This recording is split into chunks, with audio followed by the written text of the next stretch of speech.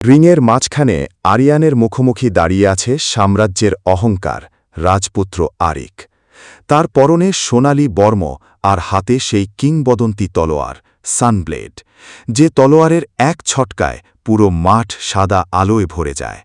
রাজপুত্র তাচ্ছিল্যের হাসি হেসে বলল, শুনেছি তুমি অন্যের শক্তি চুরি করো, কিন্তু আমার এই পবিত্র আলো শুষে নেওয়ার ক্ষমতা তোমার ওই অন্ধকার গহ্বরের নেই।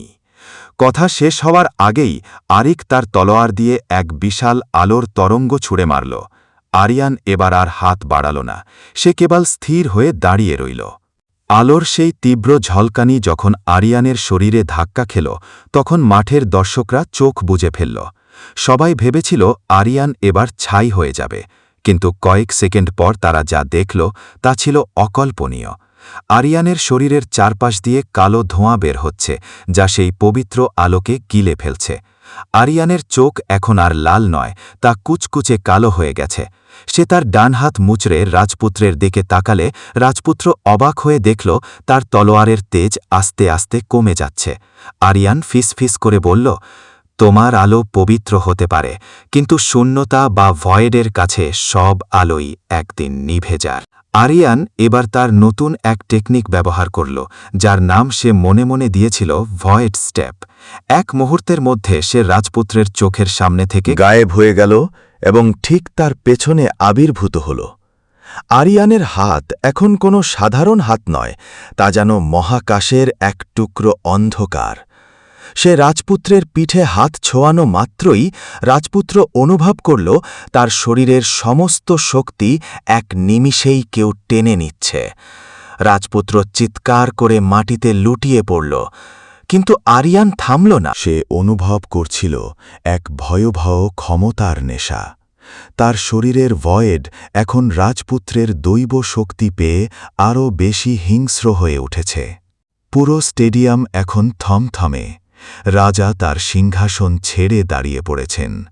আরিয়ানের চারপাশের বাতাস এখন কাঁপছে, পায়ের তলার মাটি ফাটতে শুরু করেছে।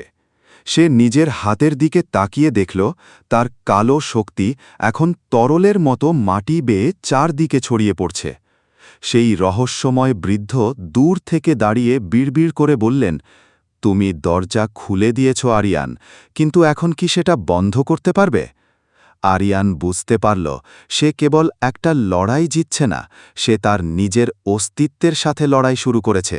রাজপুত্র আরিকের শোচনীয় পরাজয় গ্যালারিতে বসা রাজা দ্বিতীয় অ্যালফ্রেড মেনে নিতে পারলেন না। তার চোখে তখন অপমানের চেয়েও বড় ছিল ভয়। একজন সাধারণ পাওয়ারলেস ছেলে কিভাবে রাজকীয় পবিত্র শক্তিকে ধুলোয় মিশিয়ে দিল। রাজা বুঝতে পারলেন আরিয়ানের এই ভয়েড শক্তি যদি ছড়িয়ে পড়ে, তবে রাজবংশের একচ্ছত্র আধিপত্য শেষ হয়ে যাবে। রাজা তলোয়ার উঁচিয়ে গর্জে উঠলেন, এ কোনো সাধারণ যোদ্ধা নয়, এ এক দানব যা আমাদের সবার অরা শুষে নিতে এসেছে। একে এক্ষুনি খতম করো। রাজার আদেশে স্টেডিয়ামের 5 প্রান্ত থেকে এগিয়ে এলো রয়্যাল পেন্টাগন, সাম্রাজ্যের প্রধান জেনারেল, যারা প্রত্যেকেই এক একটি উপাদানের সম্রাট: আগুন, পানি, পৃথিবী, বায়ু এবং বিদ্যুৎ। জেনারেলরা রিংয়ের মাঝখানে আরিয়ানকে ঘিরে ধরল। তাদের উপস্থিতি অতটাই শক্তিশালী ছিল যে রিংয়ের পাথরগুলো গুঁড়ো হয়ে বাতাসে উঠতে শুরু করল। আগুনের জেনারেল বার্নার্ড প্রথম আক্রমণ করলেন। তিনি বাতাসের অক্সিজেন শুষে নিয়ে এক বিশাল অগ্নিকুণ্ড তৈরি করলেন, যাতে আরিয়ান নিঃশ্বাস নিতে না পারে। অন্যদিকে বিদ্যুতের জেনারেল জেন তার তলোয়ার দিয়ে আকাশ থেকে বজ্রপাত নামিয়ে আনলেন। আরিয়ান বুঝতে পারল এটা কোনো সাধারণ লড়াই নয়, এটা তাকে পৃথিবী থেকে মুছে ফেলার এক পরিকল্পিত ষড়যন্ত্র।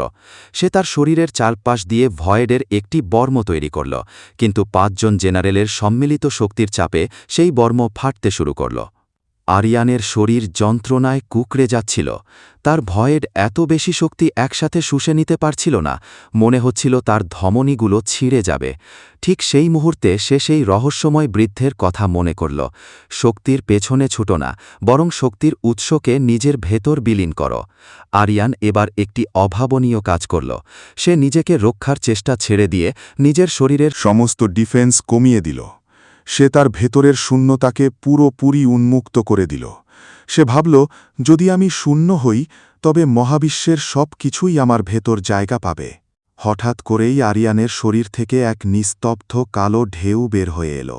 কোনো শব্দ হল না, কিন্তু সেই ঢেউ যখন 5 জেনারেলের আক্রমণের সাথে ধাক্কা খেল, তখন আগুন নিভে গেল, বিদ্যুৎ মাটিতে মিলিয়ে গেল এবং জেনারেলদের পায়ের তলার মাটি ধসে পড়ল।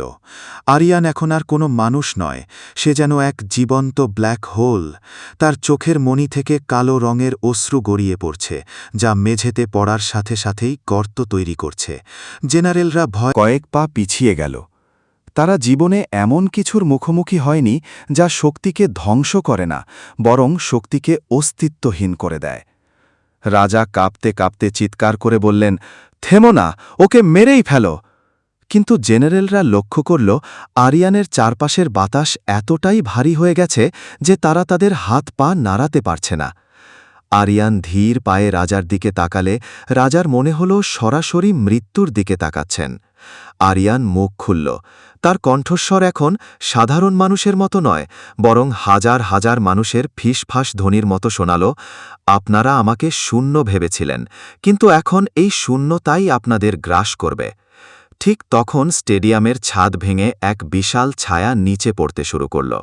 আরিয়ানের এই শক্তির উন্মেষ এক প্রাচীন দানবীয় গোষ্ঠীকে জাগিয়ে তুলেছে, যারা কয়েক হাজার বছর ধরে এই ভয়েড পাওয়ারের অপেক্ষায় ছিল। স্টেডিয়ামের ছাদ ভেঙে যখন সেই বিশাল ছায়া নিচে পড়ল, পুরো এলাকা এক ঘন কুয়াশায় ঢাকা পড়ে গেল। ধুলো সরতেই দেখা গেল 4 জন অদ্ভুত পোশাক পরা মানুষ, যাদের প্রত্যেকের চেহারায় কোনো আবেগ নেই, কেবল কপালে একটি করে উল্টানো ত্রিভুজ আঁকা। এরা হল দ্য সাইলেন্ট অর্ডার, একটি প্রাচীন গোপন গোষ্ঠী যারা হাজার বছর ধরে পৃথিবীতে ভয়েড শক্তির পুনর্জন্মের অপেক্ষায় ছিল। তারা জেনারেলদের কিংবা রাজাকে পাত্তাই দিল না। তাদের নেতা, যার গলার স্বর পাথরের ঘর্ষণের মতো কর্কশ, সে আরিয়ানের দিকে তাকিয়ে নিচু স্বরে বলল, অবশেষে শূন্যতার ধারক জেগে উঠেছে, কিন্তু এই কাঁচা শরীর এই শক্তির ভার সইতে পারবে না। একে আমাদের সাথে নিয়ে চলো। রাজার জেনারেলরা নিজেদের অপমানিত বোধ করলেন। আগুনের জেনারেল বার্নার্ড গর্জে উঠে বললেন, রাজার বন্দীকে তোমরা নিয়ে যেতে পারো না। তিনি তার সর্বশক্তি দিয়ে সেই আগন্তুকদের দিকে এক বিশাল অগ্নিপিণ্ড ছুড়ে দিলেন, কিন্তু সাইলেন্ট অর্ডারের একজন সদস্য কেবল তুড়ি বাজাল, আর সেই বিশাল আগুন মুহূর্তেই বরফের মতো জমে মাটিতে পড়ে ভেঙে চুরমার হয়ে গেল। এই দৃশ্য দেখে জেনারেলদের মেরুদণ্ড দিয়ে হিমশীতল স্রোত বয়ে গেল। তারা বুঝতে পারলেন এই আগন্তুকরা সাধারণ কোনো অরা ব্যবহারকারী নয়, এরা প্রকৃতির নিয়মের বাইরের কোনো শক্তির অধিকারী। আরিয়ান তখন আধো চেতন অবস্থায় মাটিতে পড়েছিল। তার শরীর থেকে তখনও কালো ধোঁয়া বের হচ্ছিল, কিন্তু তার চেতনা ধীরে ধীরে হারিয়ে যাচ্ছিল। সাইলেন্ট অর্ডারের নেতা আরিয়ানের সামনে গিয়ে দাঁড়াল এবং তার কপালে হাত রাখল। সাথে সাথে আরিয়ানের শরীরের সেই উন্মত্ত ভয়েড শান্ত হয়ে গেল। আরিয়ান চোখ মেলে দেখল সেই লোকটির চোখের ভেতর কোনো মনি নেই, কেবল এক বিশাল নক্ষত্রহীন মহাকাশ। লোকটি বলল, আরিয়ান, এই নগণ্য রাজা বা জেনারেলরা তোমার শত্রু নয়। তোমার আসল শত্রু তোমার নিজের ভেতরেই লুকিয়ে আছে।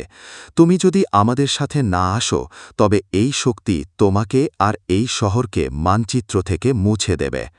ঠিক সেই মুহূর্তে সেই রহস্যময় বৃদ্ধ, যাকে আরিয়ান আগে দেখেছিল, তিনি কুয়াশার ভেতর থেকে উদয় হলেন। তবে এবার তার হাতে ছিল এক জং ধরা পুরনো তলোয়ার। বৃদ্ধ সাইলেন্ট অর্ডারের সামনে দাঁড়িয়ে শান্ত গলায় বললেন, ওকে নিয়ে যাওয়ার সময় এখনও আসেনি, ওর শেখার আরও অনেক কিছু বাকি আছে। সাইলেন্ট অর্ডারের নেতা বৃদ্ধকে দেখে একটু থমকে গেল, যেন তারা একে অপরকে অনেক আগে থেকেই চেনে। তাদের মধ্যে এক অদ্ভুত নীরব যুদ্ধের পরিবেশ তৈরি হল। একদিকে রাজা আর জেনারেলরা ভয়ে কুঁকড়ে আছেন, অন্যদিকে 2 অতিপ্রাকৃত শক্তি আরিয়ানকে নিয়ে মুখোমুখি।